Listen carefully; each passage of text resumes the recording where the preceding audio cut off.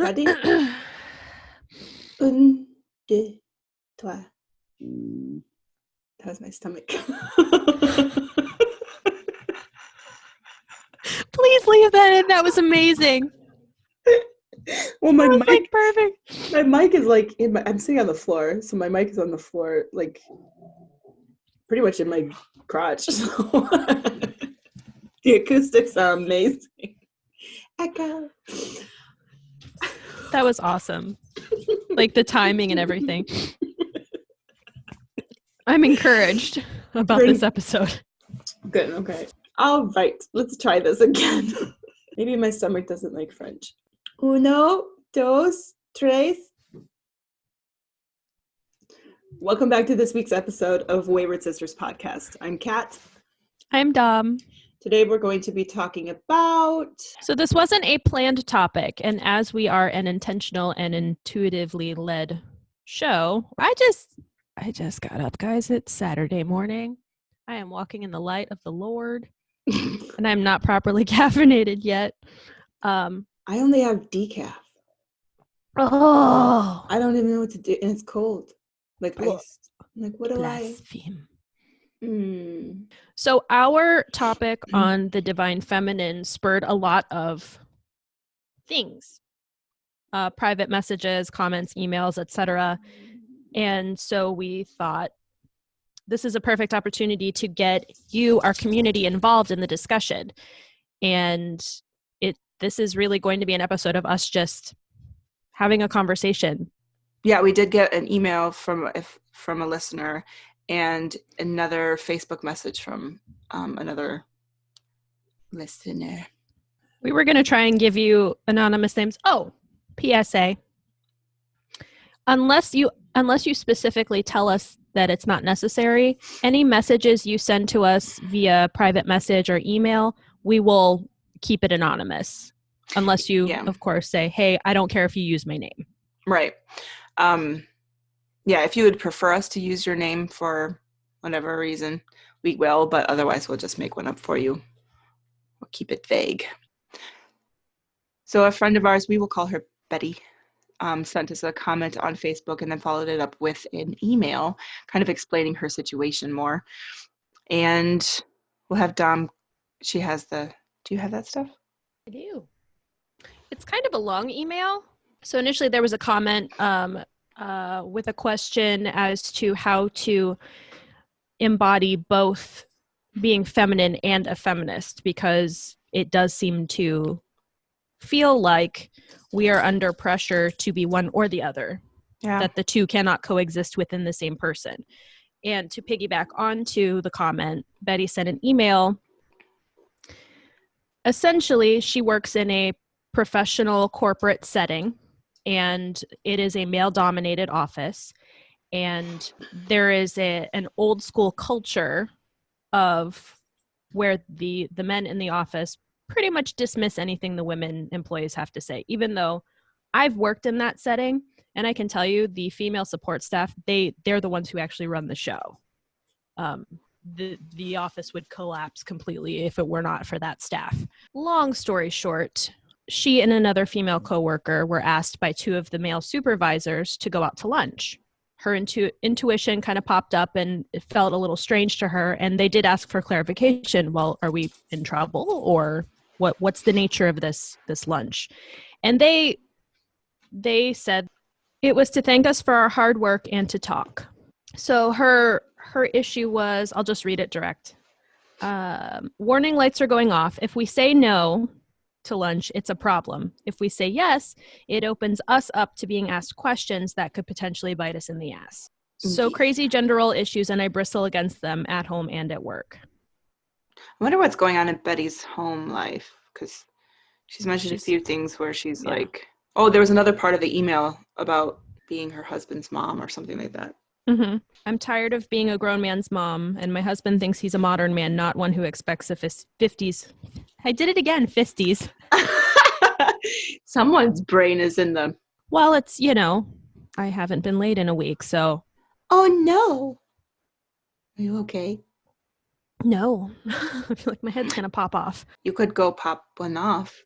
Oh, yeah, we didn't do our wank count. Okay, so she's kind of in the thick of it. It's a really good example of what a lot of women are experiencing in like regular life. I have a friend actually that doesn't believe that sexism exists and that there already is complete equality just because of how he views women. I'm like, okay. And then if I try to give him any examples, he gets really combative. So Which, of course, he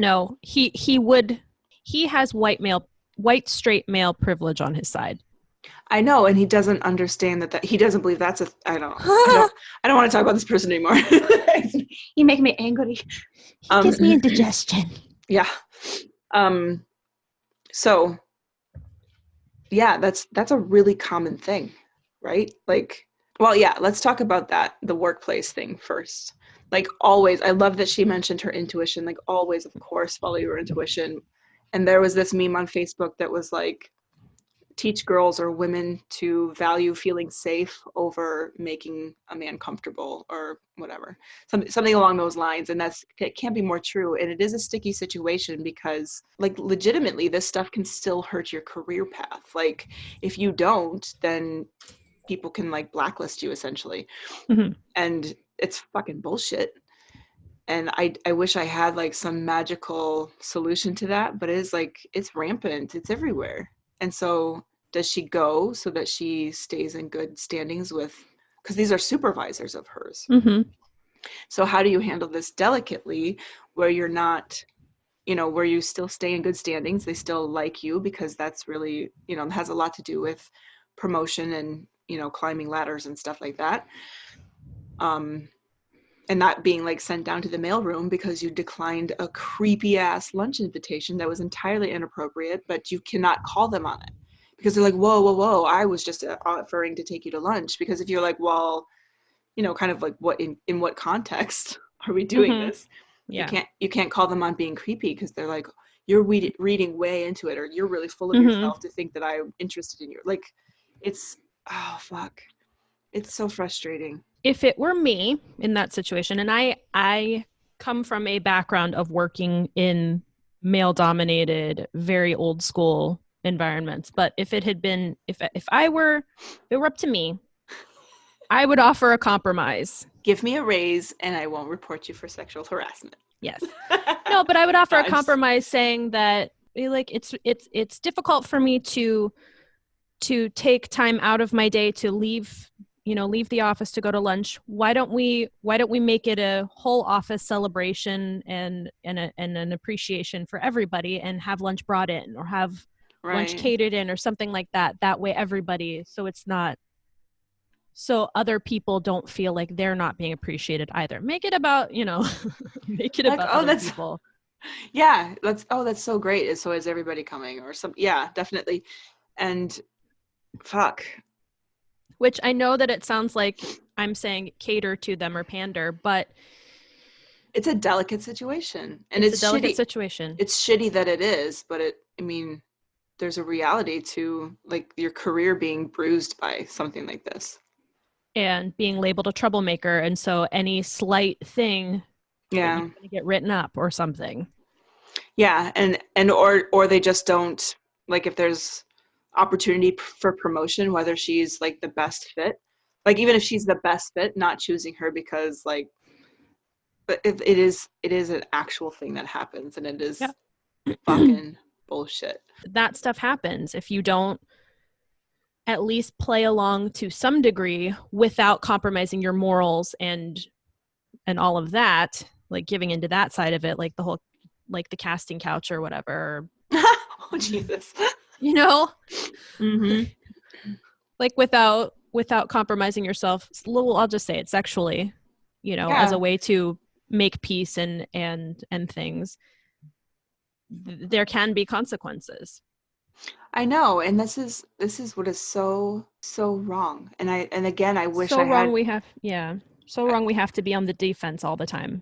Yeah, again, we can't be too defensive because then we're a cunt or a bitch, Yeah. and we get labeled these other ways and blacklisted for that. And so it's just, I'm sorry, Betty, that this is a situation that you're in. That is, I get it. I feel you. I wish I had a magic wand or some like, here's the tip of how to completely avoid all of those things.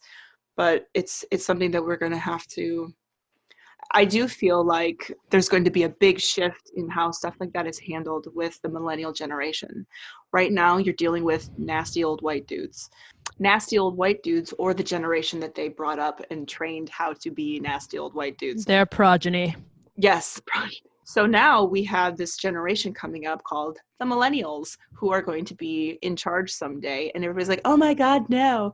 So millennials are getting a bad rap about like being offended by everything and being like too soft, or they're not driven enough.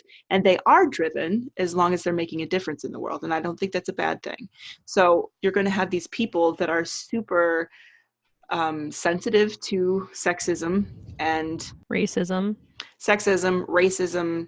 What is Any kind of ism, yeah, ageism. They're going to be more considerate as a whole of everybody. and more inclusive, and they're not putting up with this shit. They're not putting up with it. So I feel like we have a couple more, like a decade maybe, before all of these nasty old white dudes retire or croak, and they're going to be taken over by hopefully people that are people, you know, that are humans, instead of whatever the fuck these people are wandering around as, thinking that it's appropriate to. I mean, okay, so her situation is not like, there are far worse situations. This is an uncomfortable one and a sticky one. So yeah, there's some really, really bad situations out there. And I do feel like once the millennials take over a lot of it, I mean, I think it will always be present to an extent or a degree, but I think a lot of it will kind of be taken out with the trash and buried 6 feet under or burned. Let's make it 8 just to be sure. Touching on the being a grown man's mom, her husband. One of the things that people don't talk about, or if they're starting to, is the emotional labor. And yes, men go to work. Well, no, I can't say that. Like, generally, men go to work. And so there's still, like, even though there's this, no, women are equal and women can work too. Yes, thank you. Now we can have jobs and take care of your ass and take care of the house and the kids. And the men just, oh, I've seen it. I'm not saying all men, calm down. A lot of men, and they're good men, they're nice people, but there's still this paradigm or this dynamic of women are homemakers. And now we're allowed to work, but we also still have to hold the role of homemaker. And like, even with really wonderful men and husbands and stuff, those are still kind of these underlying subconscious expectations that children are the women's Responsibility. are the women's responsibility. And not, again, not all of them, not everywhere, but it's happened so commonly. It's everywhere. So women have to come home and they have to make dinner and they have to get the laundry done and they have to help kids with the homework and then get them bathed and put to bed. And then from what Betty is saying, the whole being a grown man's mom,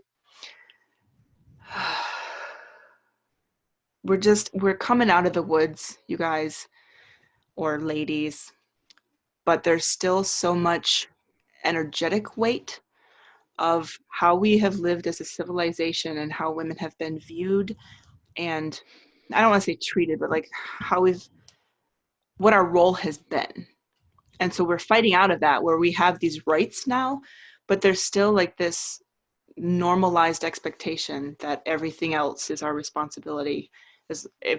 Bringing home a paycheck, grilling meat, and mowing the lawn are like the unspoken expectations. Oh, taking out the trash. Like, we still have those stereotypical gender roles are just kind of rampant, but they're not in our face, but they're still expected. So the emotional labor thing, it's not just the chores around the house that women are stereotypically in charge of. Like, men are trying. So they're like, well, just tell me what to do. Like we shouldn't have to. We shouldn't have to tell you to put that box away that you took out, to find something in the back of the closet and you didn't put the stuff. We shouldn't have to tell you that. And I feel like perhaps this is what Betty is getting at too, is that they're willing to help, but because they're not, brought up how to help, or I don't know. Certain things that might seem just natural for us to do, we're like, Put your shit away? I don't know. Don't Yeah. leave your underwear on the floor. What? How is this? Yeah, and I don't know if it's like how they're raised, if they're still being raised by an older generation where the women are still comfortable doing that stuff. And so if their mom always picked up their underwear, then it's not going to click. I mean, again, these men are not assholes and they're not incompetent. I do think it's largely how they've been raised, really. Like if the mom is taking care of everything, they would just like, oh yeah, that's just the role. Or it doesn't dawn on them to take care of it because it's always just like magically disappeared when the underwear was on the floor. Like if you leave it there long enough, then it will magically wash itself and fold itself and put it back in your drawer. It's amazing. But then this is I don't know if we want to get into this at all, but in talking about the 4 agreements not to make assumptions. So assuming that it would naturally occur to someone, your spouse, okay, so you got the box down from the closet, put the other stuff away because that, so that's where it gets into how do you combat these stereotypes? How do you combat the expectations? By having conversations and making agreements with your partner. Absolutely. It doesn't because you should never assume that your partner knows and can read your mind. And it doesn't do anybody, either of you, any good to just brood about it. To be like, well, you should have known better. He might not. And if you want to spend the rest of your life with this one person for some reason, then you should communicate what you expect or what you don't like. Just be like, hey, you know what? I've got a lot of shit to do. I don't want to be picking up your fucking shit off. You can say it nicer than that. I actually don't communicate that way. I'm a little heated because of this topic. I'm like, but like having a kind, oh, this is another thing. I don't know if this is the right segue, but like talking to your partner kindly, like as a woman, this goes back to like, how do we hold our feministness and our feminism? No, that's the same thing. Our femininity and our feminism, which again, which the concept of feminism is that women are people of equal value, essentially. So I have an amazing partner. He's super fucking woke. He's super in tune with himself. He's wonderful. And if I bring something up to him, he's on it and he works on it and we're super communicative. Unicorn. It's wonderful. So, but even with this unicorn specimen of a man, we have this struggle where I approach him with a problem, like, hey, this is a problem for me. It's making me feel this way, and I really want to do something about it. I don't like where this is at, or whatever. I don't know, or something that he said or didn't sit well with me, and so I want to talk about it or fix it or whatever. And so I approach him very soft and kindly so that I'm not like a raging bitch, because we don't want to be labeled that way, right? So I'm like, oh, blah, blah. So it doesn't actually register to him that I'm making a request, that there's an actual problem that I am upset about, because I'm just so chill and serene about it, so that I'm allowed to express my feelings and not be labeled a bitch or over emotional and be shut. I mean, he doesn't do that, but like, we're kind of trained that way. Like, you're too emotional because you're a woman. And so I'm like, no, I want to be heard and I want to be valid. And so I'm going to be super chill and calm, so it doesn't register as an issue. And so I have to bring it up to him again, and maybe a couple other times. And then I was like, okay, so I'm not getting my point across by being soft. This has been an issue for 3 weeks now. And so I'm super direct, and I'm not pissy, but I talk like a man. Like, this is a problem. This is causing this issue for me. I don't like it. I need you to do this, or we need to talk about it, or blah, blah, blah, blah, blah. And he's like, whoa, I feel like I'm in trouble. Like, I didn't even so I'm even with this wonderful person who's super in tune, and like, he's a dream to work with on things. He still is so confused by what I'm asking, if I'm being super soft and feminine. But then if I go more masculine and direct so that he understands it, it's no, like, legit, this is a problem, dude, let's fix it. He's like, whoa, I didn't know that there was a problem. Now I'm in trouble. I'm like, you're not in trouble. I'm just talking like a direct person. And so you can't be too soft because they won't get it. You can't be too firm because then you sound like they're in trouble. And it's like, fuck. I'm really just talking to you, and I don't know what tone to use to get my point across that it's a serious thing, but not be a bitch and make you feel like you're in trouble. Like, where is the balance? Help me figure this out. And we're still working on it. So if we come to some conclusion, I'll share that. But we're still like, I don't know how to be sweet to you, but also have you take me seriously that this is a problem. I think that's, if I may offer my opinion. Always. I think the happy medium will be somewhere between letting the emotions that whatever the issue is making you feel show through instead of trying to temper them.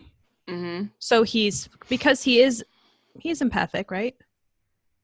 No, he has a Not trouble with really. empathy. I have to explain things sometimes. Like, so if you were me, this is what it would feel like that you just said that to me. He's like, Okay. oh, I had no idea. I'm like, okay, yeah. so, but if he can see that your eyes are welling up, or if he can see that you're, like that you're feeling some kind of way, instead of trying to, you know what I mean? Instead of trying to make it make it, because he'll see that and be like, that my partner is, that he can visibly see and, feel that problem solver-ness come up quicker. I don't know. Yeah. I think part of it is dedicating yourself to learning each other. Like, he's learning me that when I come to him softly, it's not some bullshit thing. Like, he needs to listen because this is me communicating with him. This is how I communicate. I want to be soft. I want to be kind. I want to be taken seriously. I don't want to be a ball buster. I don't want to be super direct and like, hey, listen to me on day one. Like, I want to be able to say, hey, this is a problem. Can we talk about it? I want to keep doing that. I don't want to have to find a solution where I have to be different than who I am authentically. So he is learning me. He is like, okay, so if I'm hearing what you're saying, because he's learning to read between the lines a little bit more, understand the subtleties of what I'm saying if I use specific words, which a lot of men aren't going to do that. A lot of men aren't going to either take the time or have the mentality that this person does to read into every situation, and that's a lot of work, and this person is willing to do it. I don't know how many other people would be. So I got lucky, I guess. We're still learning how to communicate effectively, but it's a commitment. It's part of the commitment, instead of just like, well, we're just going to be together, deal with my shit. The boy thinks he's got me figured out. I'm like, oh, really? I'm like, you're cute. Because he was being a brat, and he looks over. He's like, ooh. It's like, I can see it on your face. You're mad. I'm like, no, I'm really not. This is literally just my face. A lot of people think I'm mad. I'm the nice one. And I wasn't like, he was, I think he was trying to pick a fight, to be honest. I see that in him. Yeah, he was being a little instigator, and he's like, I can read you like a book. I'm like, it's in another language. Yeah. That like, you don't know yet. He's still reading those cardboard baby books. he should just maybe leave it alone. However, that's my word. Up to a point, he is getting better at it. Good. So that's all I have to say about that. But we had a miscommunication last night, and I haven't talked to him since I sent you the screenshot. I didn't hear from him after that, and I was like, so I was getting pretty mad. But then I'm like, wait a minute, I'm doing this to myself. I put an expectation on we were going to see each other, and we never came to that agreement. So I was assuming I was going to get my way. Oh, that's always a fun one. Yeah. Okay. However, there was a lack of communication, so I'm salty about that. I'm salty for other reasons. I showered. Never mind, I'm good. So back to Betty's topic. Like, I am not advocating for this. I'm just noting it. There has been a huge swell or upswing of women leaving their husbands. There seems to be a global awakening of sorts. A lot of people are getting more in tune and in touch with their spirituality than they have in a couple hundred years, it seems like. And so with that, it seems like women are realizing that the relationships that they're in and that they have been enduring or putting up with are just bullshit. Like, no, you don't have to be there. And I'm not telling Betty to get a divorce. I'm saying that a lot of women are getting fed up with the roles that we've been assigned by somebody else. And so you're not alone in your frustration. I'm sure that a lot of women are frustrated and feel the same way. For sure, communication is huge. If you can talk to him, I don't know if you have the same issue with finding the balance of sweetness and directness, but I don't know. I don't know her situation. If she's had conversations with him like, hey, I'm tired of being your mom. You either need to step up, take care of your shit, or I'm done. Or, and I don't know her beliefs either. Some people really don't believe in divorce at all. And I'm not saying that she should get a divorce. I'm not divorce happy. Like, Dom and I just got one. Not from each other. We were never married. We each got our own. We were not in cahoots. It just, our lives reflect a lot of the same things sometimes. So don't put up with his shit is essentially what I'm saying. Don't put up with his shit. You've got enough to deal with, obviously, at work. I believe Betty has children, or at least one. I think she has 2 kids. Yeah. No, you don't have to put up with that. You really don't. And so either you confront him about it and be like, dude, what the fuck? Or stop doing the things, which does put more pressure and work on you. Like, oh, fuck. I just want everybody to have a partner. This is dumb. Yeah. Do you have anything else to say about? Not really. I mean, just that I can say I have been in similar situations, and I am always a solution-oriented person, so I would try to use my feminine energy to be creative, to find ways around it. Um, you know, obviously never discount what your intuition is saying. If you're uncomfortable with leaving the premises with them to go to lunch, don't fucking do it. Yeah. And see if there's a way to compromise and still be able to allow them to show thanks by sharing a meal, but keep it in the office, because yeah. And as far as the spouse thing, I mean, I'm not an advocate.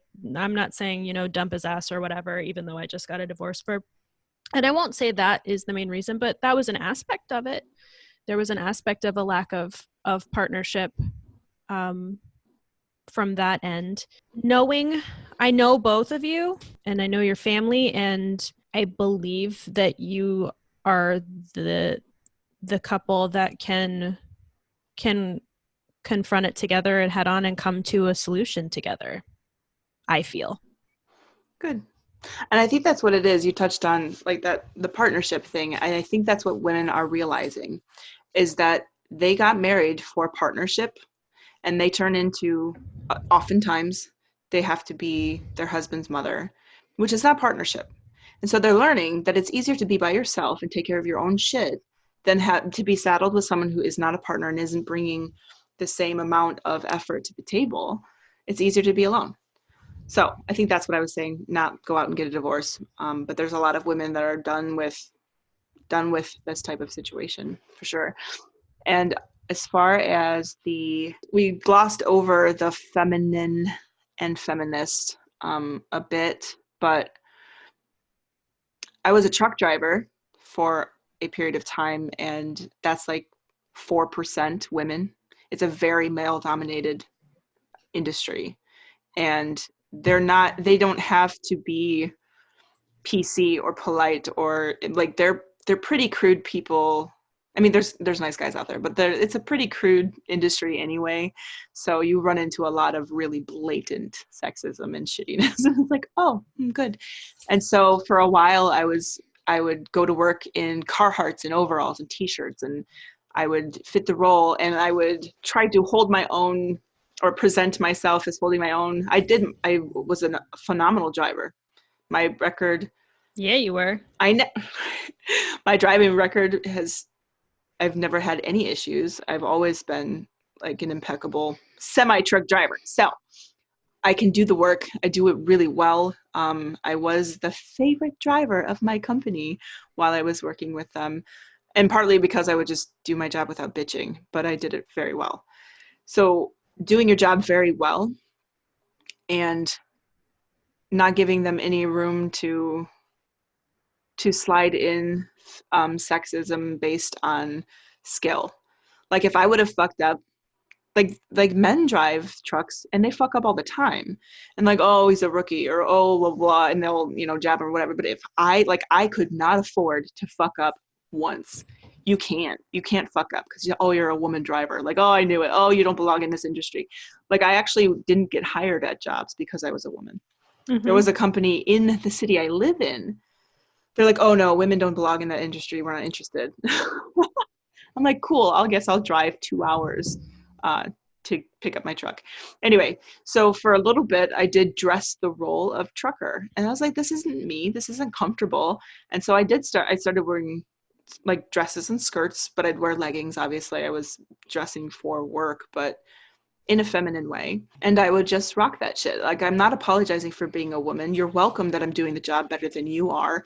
And I'm going to still be feminine. I'm not going to turn myself into something that I'm not. This is another thing that kind of gets into what Cindy sent us that we don't have time to talk about today yet. But I don't feel like as women, we need to turn ourselves into men to be respected. And I feel like that's the approach a lot of women are taking as feminists, is that equality. A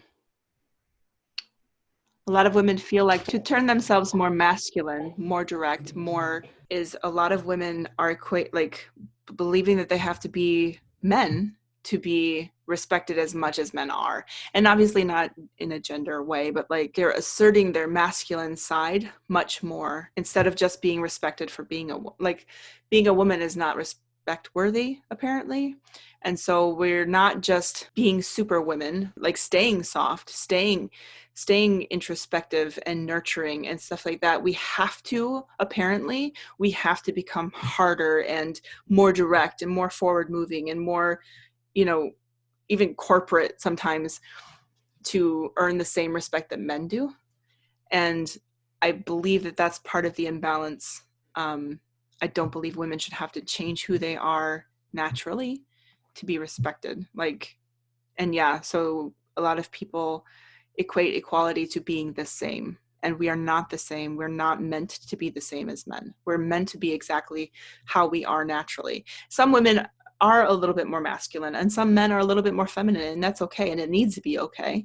We need to understand that there's a beautiful balance between men and women, and that there's nothing wrong with being a woman. There's nothing wrong with being emotional. That's actually, we've touched on it a little bit. Being emotional is like a superpower. There's nothing wrong with being a woman. There's nothing wrong with being feminine. And so being a feminist, you don't have to apologize for being feminine. And so be feminine and feminist. If your feminine side is telling you that you want to be a stay-at-home mom, then you can still be a feminist. It is the concept that women are equally as valued as men, not women can be just like men. Who wants to be? I don't. So, okay, on that note, so what is your wank count this week? Actually, since last weekend, it's been 0. Oh. Like, I tried to, but I was too tired. I've just been super, super tired, even though I'm sleeping more. Is it the season, like the weather change? Or? I don't know. Or I'm getting a lot of downloads. I'm not really sure. Downloads. Do you want to explain that for our listeners? Oh, for those not in the know. Right? Who don't know you. Don't know our vocabulary for things. Essentially what I mean when I'm receiving downloads is that whatever, if I'm about to level up spiritually or energetically, or if I'm moving through some things that I'm working on healing or something like that, a lot of times I will be more prone to sleep because it's easier for those things to happen while I'm in a state of rest, and I can just let the magic happen, let spirit work through me, let those things become a part of me, rather than being awake and having the chatter of my conscious mind interfering with all of that. So hopefully that makes sense. Well, it does to me, but yeah. Mine is at 0 too. 0 also. The majority of mine have been man-made lately. Also, I was staying with friends, which doesn't really lend itself to. Not really. Depending on the friend. Yeah, I just like I was on my period, and yeah, the majority of any that I did have were man-made, or I had a partner, and so there was no self-pleasure. I thought about it once because I was really tired and I couldn't fall asleep, but I was too tired, so I'm like, ah. Yeah, the one time I considered it, I was in bed, and I've been doing candle magic the last week, and they're the type of candles where it's set with an intention where you light them and let them burn until they're burnt out, and it can take like a week. And I was thinking, I want to lend some energy to helping the candle magic work, so I'll make an offering of, my sexual energy. And so I'm like, I'm just like, it's just way too tired. But in good news, last weekend the boy stayed over. I saw him a lot more last week, and was feeling quite spoiled. Oh. So to be back to this week where I haven't seen him at all has been an adjustment, and an uncomfortable one. I actually had a vaginal orgasm. Happy birthday to you. And yeah, after it happened, I went, I was like, we did it. I was like, I had a little celebration. He just laughed at me. That's awesome. But he also, he felt proud of himself, so. Yeah, that's always fun. Like, I did this. You wrecked me. Well, it's been one of those things where they've happened, but it's not. I am more focused on being in the moment and enjoying the experience. I'm not focusing on that as an end goal, because if I do that, I'm going to miss out on the rest of what's happening and the sensations and all of that other stuff and the connection. So that's where my focus is. So it has not been something that I've been really too focused on. And I believe it was starting to weigh on him a little bit that it wasn't happening. And even though we talked about it. Well, that's cool. Congratulations. Thank you. It was wonderful. So what are you working on?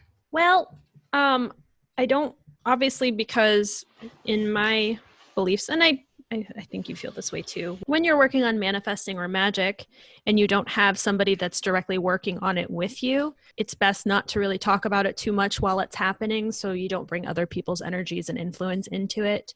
But essentially, I was curious. There's a lady on Instagram whom I follow. I'll just give her a shout, Jessica with the House of Hoodoo in New Orleans. She makes these fixed candles where she, works with energies and puts herbs and infusions and things into these candles with a specific thing. And then you can order them from her. And when you receive them, they're ready to go. And she sends instructions on how to do it. And so out of curiosity, I was like, you know what? Candle magic is not something that I've spent a lot of time studying or doing. And at this stage of my life where I have so many other things going on, I don't have the extra time to put into my magical practice that I would like. And I wanted to see what her things could do. And so I have Currently, I have 3 candles going. One has been going since Tuesday because they all have a corresponding day in which to light them. Mm. And then one has been going since Wednesday, and then one I just lit yesterday morning. So the one that I lit Tuesday probably will finish up by weekend's end, and then the other 2 will be shortly thereafter. So for the people that are going to ask, what safety precautions do you use to ensure that when you go to work and have candles burning in your home, they don't start fires? Okay, so because I'm home all weekend, I will be leaving them lit. So what you do is they are in a bowl of water for first of all, but second of all, I don't leave them lit when I'm not home. I Oh, use rather than blow them out, because if you blow them out, now this is all, woo woo. If you blow them out, the theory is that it blows away the magic. So what you do is you take a candle snuffer, which is one of those little metal things that looks like a hat on a stick. The energy keeps the intention where it needs to be, and then as soon as you're able to be there around it again, you can relight it. okay. That's awesome. So for me, so sigils have been on my radar for a good year, as something to do to add to my own practice and to do specifically with my current partner. And so we did our first sigil a week ago yesterday, or like a week and a half ago. And it was for like a completely ludicrous situation that like there was no like earthly way that it would go our way. But we did a sigil about it. We were very specific, which made it even more impossible of a situation. Like we wanted to go our way, but also this way specifically. And it Which is actually, usually like the absolute opposite of what you're supposed to do, or well, allegedly supposed to do. right. And so I do recommend some vagueness and open for universal possibilities, but the situation that we were in was a very specific one, and we needed a specific timing for a lot of reasons. We needed like it was specific for us. Like we were in a specific jam that needed a specific solution that was completely impossible. Anyway, so what happened, it went in our favor. It went exactly like we wrote it, and I was like, what the fuck? So we've been having fun with sigils. I really like them. I like the combination of like the logic and the art, like the creativity. So like the masculine and the feminine, and the um that it's tangible and written, but still very personal. Like people aren't going to understand what that means. I don't know. I love them. I saw the type of sigils that we're doing. We read Sigil Witchery by Laura Tempest Zakroff. She has her own. She's developed her own mode of, or her own sigil modality essentially, because there are some ancient, like more, there are older versions or older ways of how to make sigils. I really love and connect with her version of sigilness. We should do a Shout out to link. Tempest. Shout out to Tempest. Thank you for this book. We should link it when this episode airs. So we'll put a link to her to this book on Amazon for you guys to find if you want to look into it. It's something that And I'm we'll put up a link directly to her website. yeah, I love it. I love it, and I love this addition to my practice for sure. So, okay, that's all. Any closing thoughts? No. Okay. Well, we will see you next week. If you have any questions or comments, if you have any input on this topic, we're going to start a thread on our Facebook page, Wayward Sisters, FKA Rocks and Sendia, I think it still is. We'll start a thread for this particular episode. Definitely let us know your thoughts. If you have a magic tip that fixes this situation, we would love to hear it and share it with our other listeners. And Betty, I'm sure would love to hear it. Other than that, we will see you next week. Thank you for joining us. Bye. Bye.